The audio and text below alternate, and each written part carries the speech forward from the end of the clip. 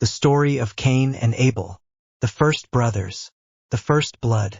In the days after the garden was closed, after the ground remembered the weight of the curse, and humanity learned how to live outside perfection, Adam knew his wife Eve, and Eve conceived.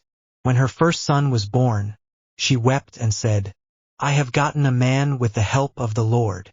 She named him Cain, for his name meant acquired, as if hope itself had been pulled from the soil. Later she bore another son. She named him Abel. Cain was strong and steady.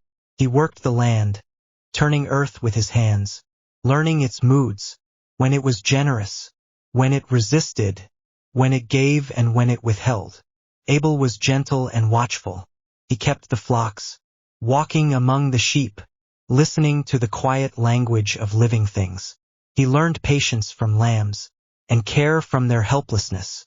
The brothers grew side by side, under the same sky, beneath the same sun, but their hearts did not grow the same. In time, when seasons had passed, and gratitude demanded expression, the brothers brought offerings to the Lord. Cain gathered what the ground had produced, grain, fruit, the work of his hands. Abel brought from his flock, the firstborn, and from them, the best portions. Both stood before God, both waited, and the Lord regarded Abel and his offering. But Cain and his offering, he did not regard. The fire of acceptance fell upon Abel's gift. The silence of refusal rested on Cain's, and Cain's face fell. Something dark stirred inside him, not grief, not repentance, but anger, hot, heavy, personal. The Lord spoke to Cain, not in thunder, not in accusation, but in warning. Why are you angry? Why has your face fallen? If you do what is right, will you not be accepted?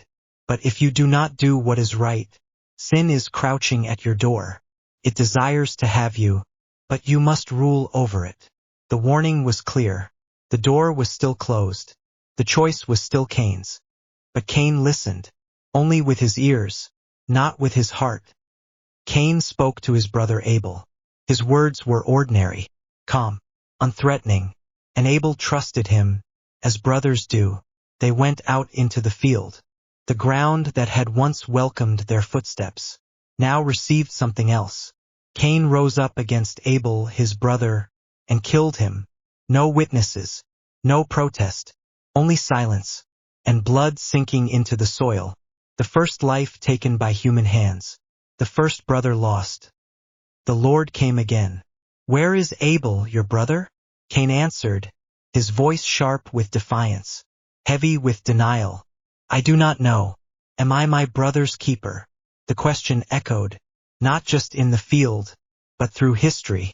The Lord replied, "What have you done? The voice of your brother's blood cries out to me from the ground."